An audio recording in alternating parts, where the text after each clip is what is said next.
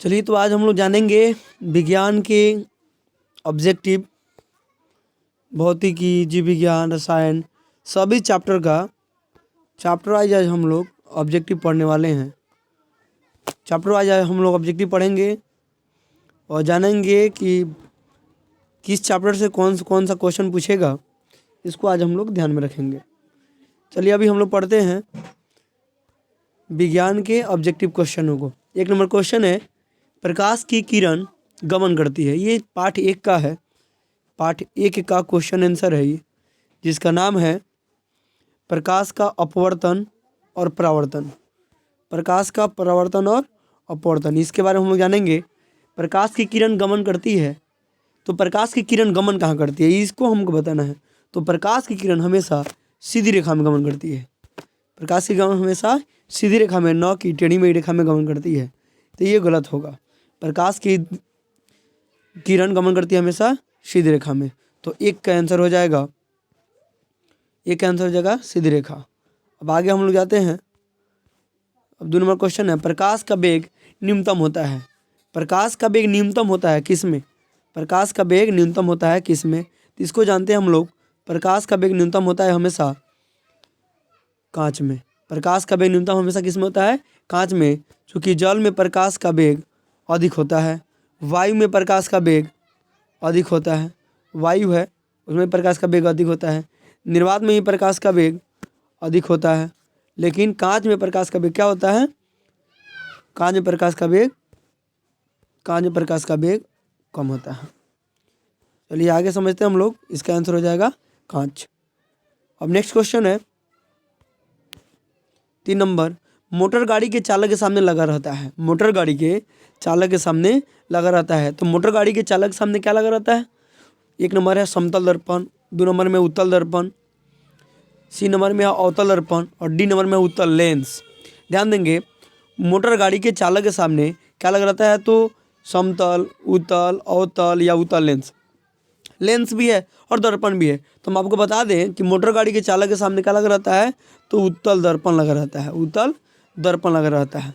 अब ना कि अब कहेंगे कि हम उत्तल लेंस लगाते, नहीं, उत्तल लेंस आंसर नहीं होगा, उत्तल दर्पण आंसर होगा। क्या आंसर होगा? उत्तल दर्पण। अगला क्वेश्चन है 4 नंबर, लेंस की क्षमता का ऐसे मात्रक क्या होता है? लेंस की क्षमता का ऐसा ही मात्रक होता है, लेंस की क्षमता का ऐसे मात्रक क्या होता है? डायप्टर। लेंस की क्षमता का ऐसे मात्रक क्या होता है? डायप्टर। अगला क्वेश्चन है, प्रकाश की किरणों का पथ दर्शाने वाले चित्र को कहा जाता है। प्रकाश का जो किरण का पथ जो दर्शाता है उस चित्र को क्या कहते हैं? तो इसका आंसर हो जाएगा किरण आरेख। किरण आरेख प्रकाश की किरणों को पथ दर्शाता है, तो इसका आंसर हो जाएगा किरण आरेख। Is the right answer.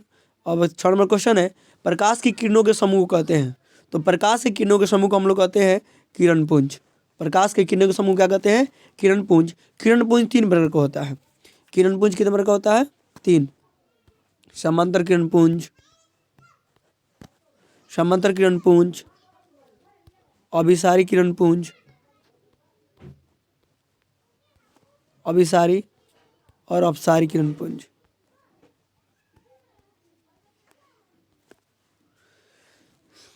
किरणपुंज कितने प्रकार होते हैं? 3 प्रकार के होते हैं, समांतर किरणपुंज, अभिसारी किरणपुंज, समांतर किरणपुंज, अभिसारी किरणपुंज और अपसारी किरणपुंज। समांतर, अभिसारी और अपसारी किरणपुंज। किरणपुंज कितने प्रकार के होते हैं? 3 प्रकार के। कौन कौन? समांतर किरणपुंज, अभिसारी किरणपुंज और अपसारी किरणपुंज। किरणपुंज के 3 भेद होते हैं, इसलिए इसका आंसर हो जाएगा किरणपुंज। प्रकाश की किरणों के समूह को हम लोग कहते हैं किरणपुंज। इसका आंसर हो जाएगा बी द राइट आंसर, किरणपुंज। उत्तल लेंस की क्षमता होती है, उत्तल लेंस की क्षमता प्लस में होती है या माइनस में होती है, इसको जानते हैं। तो हम लोग जानते हैं उत्तल लेंस की क्षमता क्या होती है? धनात्मक, ऋणात्मक, ए और बी दोनों, इनमें से कोई। तो आपको हम बता दें कि उत्तल लेंस पूछ रहा है, ना कि दर्पण। तो उत्तल लेंस का जो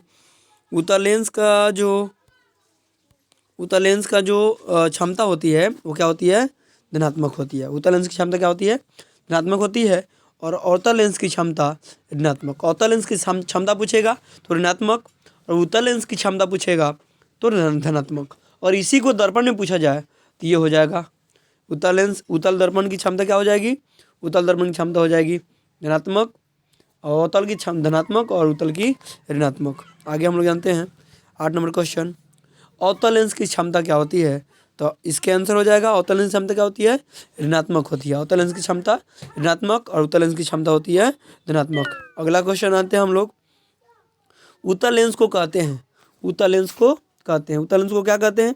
उत्तल लेंस को हम लोग कहते हैं अभिसारी, द्वितल लेंस, अपसारी लेंस। उत्तल लेंस ध्यान देंगे, उत्तल लेंस अभिसारी क्या होता है? तो वह लेंस जिसमें प्रकाश किरण पुंज एक बिंदु पर आके मिलती है। एक बिंदु, मान लीजिए एक बिंदु ले लीजिए, इस पर आके मिले, इस पर सब कोई जितना भी किरण है सभी किरण इस पर आके मिले, अगर सभी किरण इस पर आके मिलते हैं, सभी जो किरण है कहाँ जाके मिल रही है? इस बिंदु पर जाके मिल रही है। इस बिंदु पर जाकर अगर मिले तो उसको कहते हैं अभिसारी। लेकिन जब इस बिंदु से निकलकर, इस बिंदु से निकलकर, एक बिंदु से निकल करके, एक बिंदु से निकल करके फैलती हुई गमन करे, इस बिंदु से निकल करके फैलती हुई गमन करे, तो ये होता है अपसारी, ये है अपसारी और ये है अभिसारी। तो यहाँ पर पूछ रहा है उत्तल लेंस क्या होता है? उत्तल लेंस क्या? तो आपको बता दें कि उत्तल लेंस को हम लोग अभिसारी लेंस कहते हैं। उत्तल लेंस क्या कहते हैं? उत्तल लेंस को कहते हैं अभिसारी लेंस, और अवतल लेंस को कहते हैं अपसारी लेंस। अवतल लेंस में पूछेगा तो ये हो जाएगा, उत्तल लेंस में पूछेगा तो ये हो जाएगा। चलिए आगे आते हैं हम लोग। नेक्स्ट क्वेश्चन 10 नंबर है, प्रकाश की किरण गमन करती है। शायद ये क्वेश्चन को हम सॉल्व कर दिए हैं, बता दिए प्रकाश की किरण कहाँ गमन करती है? सीधी रेखा में। अगला क्वेश्चन है, निम्न में कौन सा पदार्थ लेंस बनाने के लिए प्रयुक्त नहीं किया जा सकता है? किस पदार्थ का उपयोग लेंस बनाने के लिए प्रयुक्त नहीं किया जा सकता है? तो जल का उपयोग हम लोग कर सकते हैं लेंस बनाने के लिए, जल का उपयोग लेंस बनाने के लिए कर सकते हैं। वर्षा की जो बूंद है वो लेंस का काम करती है, प्रिज्म का काम करती है। कांच भी है तो कांच का उपयोग तो लेंस में होता ही है। प्लास्टिक का भी उपयोग होता है लेंस बनाने में, जैसे कि चश्मा, प्लास्टिक का चश्मा होता है।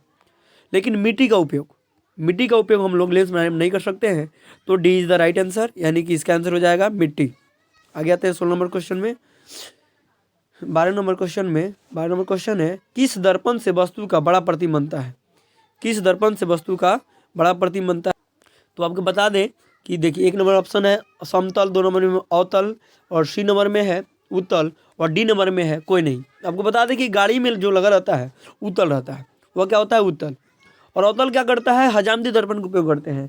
तो जो अवतल होता है ना, उसमें किसी वस्तु का बड़ा प्रतिबिंब बनता है। अवतल में क्या होता है? किसी वस्तु का बड़ा प्रतिबिंब बनता है। और समतल क्या करता है? समतल जैसे आदमी रहता है वैसे ही उसको दिखाता है। लेकिन उत्तल क्या करता है? किसी वस्तु को, बड़े वस्तु को भी वो छोटा करके दिखाता है। तो उत्तल में बनता है छोटा, उत्तल में बनता है छोटा, अवतल में बनता है बड़ा, और समतल में बनता है बराबर।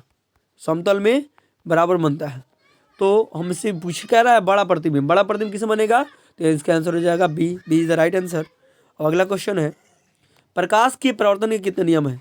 प्रकाश के प्रवर्तन कितने नियम है? तो इसका आंसर हो जाएगा 2। प्रकाश के प्रवर्तन के भी 2 नियम और अपवर्तन के भी 2 नियम। प्रवर्तन के 2 नियम कौन होते हैं? कोण आई बराबर, कोण आई बराबर कोण आर। आपको बता दें प्रकाश के प्रवर्तन के 2 नियम होते हैं, कोण आई बराबर कोण आर। फिर से इसको देखेंगे, कोण आई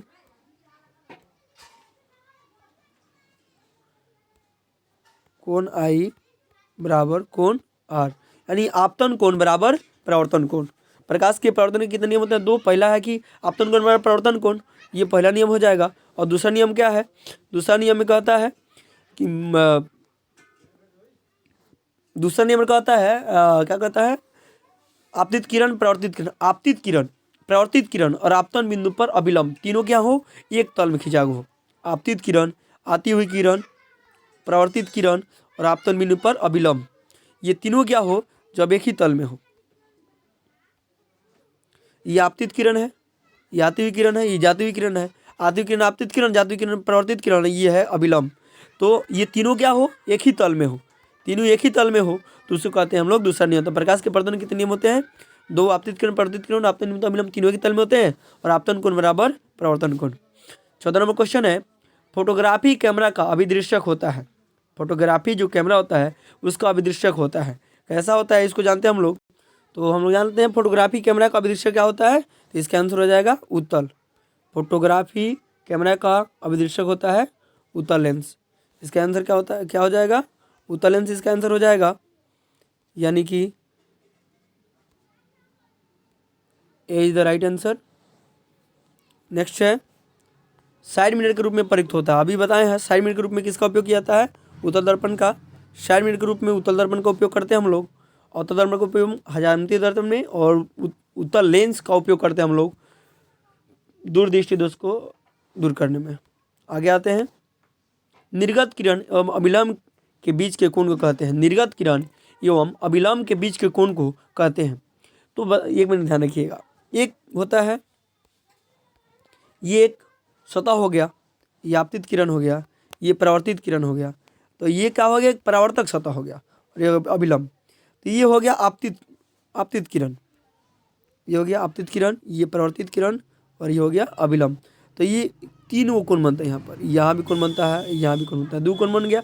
तो आपतित किरण और अभिलंब के बीच के कोण को इसको आपतन कोण कहते हैं।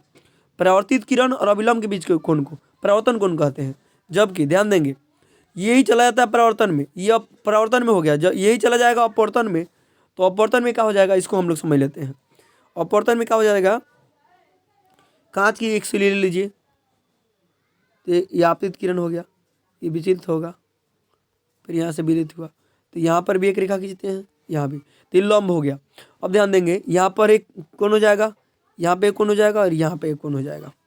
यहाँ पर तीन कोण बन रहा है, तीन कोण का तीनों कोण समझ लेंगे हम लोग। ये हो गया आपतित किरण, ये हो गया परावर्तित किरण, ये हो गया निर्गत किरण। आपतित किरण, परावर्तित किरण, ये हो गया निर्गत किरण। यहाँ पर कोण बना अभिलंब और निर्गत किरण के बीच के कोण को निर्गत कोण कहते हैं। अभिलंब और निर्गत किरण के बीच के कोण को क्या कहते हैं?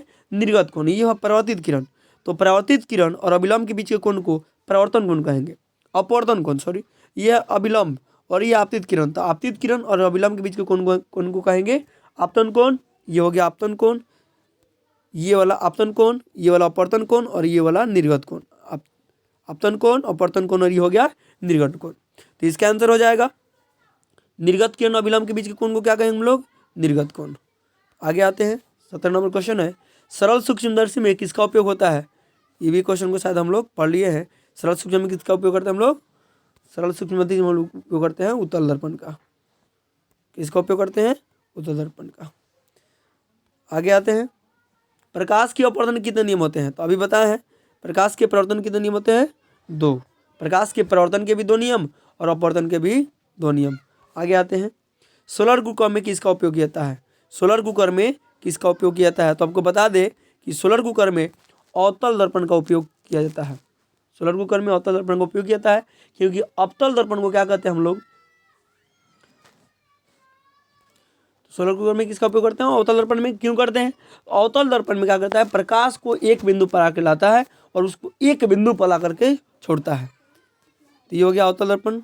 अब आगे आते हैं निर्वात में प्रकाश की चाल कितनी होती है? तो बता दें आपको निर्वात में प्रकाश की चाल कितनी होती है? 3 × 10⁸ मीटर पर सेकेंड। 3 × 10⁸ मीटर पर सेकेंड, यानी कि A is the right answer. 108 नहीं 10⁸ लिखा हुआ है। आगे आते हैं 21 नंबर क्वेश्चन है समतल दर्पण द्वारा बना प्रतिबिंब होता है। समतल दर्पण द्वारा बना प्रतिबिंब क्या होता है? समतल दर्पण द्वारा बना प्रतिबिंब क्या होता है? काल्पनिक होता है। आपको बता दें कि समतल दर्पण द्वारा बना प्रतिबिंब क्या होता है? काल्पनिक। आगे आते हैं हम लोग 22 नंबर क्वेश्चन है जब प्रकाश की किरण हवा से कांच में प्रवेश करती है, हवा से कांच में प्रवेश करती है तो मुड़ जाती है। अभिलंब से दूर, अभिलंब के निकट, अभिलंब के समांतर, इनमें से कोई नहीं। आपको बता दें कि जब कोई प्रकाश की कोई किरण सघन माध्यम से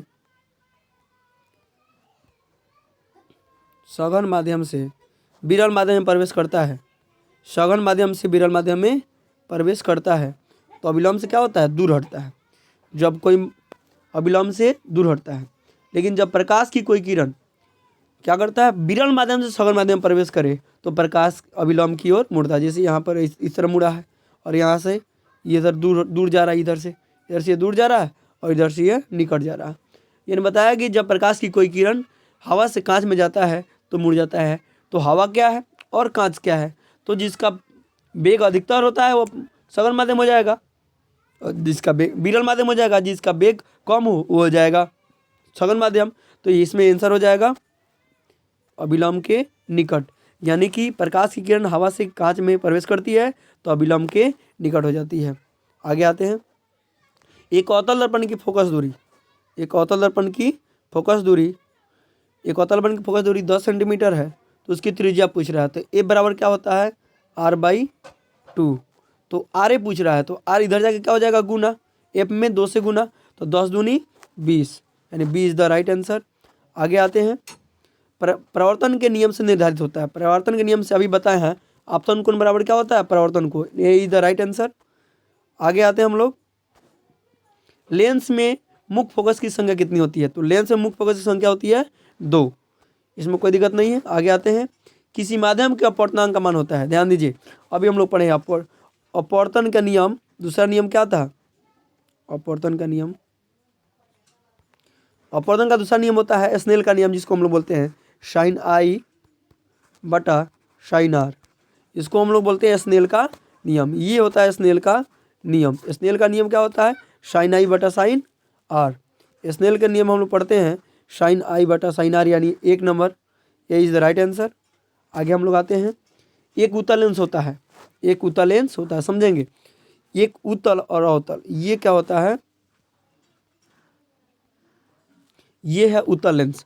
ये क्या होता है, किनारों की अपेक्षा बीच में मोटा होता है, किनारों की अपेक्षा बीच में मोटा होता है, यानी कि सी इज द राइट आंसर। अब ध्यान देंगे, ऐसे होता है अवतल लेंस, ये है अवतल लेंस, ये है उत्तल लेंस और ये है अवतल लेंस। अवतल लेंस क्या होता है, किनारों की अपेक्षा बीच में पतला होता है, अवतल लेंस किनारों की अपेक्षा बीच में पतला और उत्तल लेंस किनारों की अपेक्षा बीच में मोटा होता है। इसका आंसर हो जाएगा बी, सी, किनारों की अपेक्षा बीच में मोटा। अवतल लेंस का आवर्धन होता है, अवतल लेंस का आवर्धन, आवर्धन एम बराबर क्या होता है, तो भी बटा यू, यानी कि वस्तु की ऊंचाई बटा प्रतिबिंब की ऊंचाई, यानी D is the right answer. आते हैं 29 नंबर, दंत विशेषज्ञ मरीजों के दांतों का बड़ा प्रतिबिंब देखने के लिए किस दर्पण का उपयोग करते हैं, तो अवतल दर्पण। किस दर्पण का उपयोग करते हैं, अवतल दर्पण। अवतल दर्पण का उपयोग किया जाता है, अवतल दर्पण का उपयोग किया जाता है दंत विशेषज्ञ के द्वारा। आगे आते हैं, लास्ट क्वेश्चन है, उत्तल लेंस में बना प्रतिबिंब होता है, उत्तल लेंस में बना प्रतिबिंब हो, तो आपको बता दें कि उत्तल लेंस में बना प्रतिबिंब क्या होता है, वास्तविक और उल्टा बनता है। उत्तल लेंस में कैसा प्रतिबिंब बनता है, वास्तविक और उल्टा, जबकि अवतल दर्पण में क्या होता है, वास्तविक और सीधा बनता है, जबकि इसमें क्या बनता है, वास्तविक और उल्टा।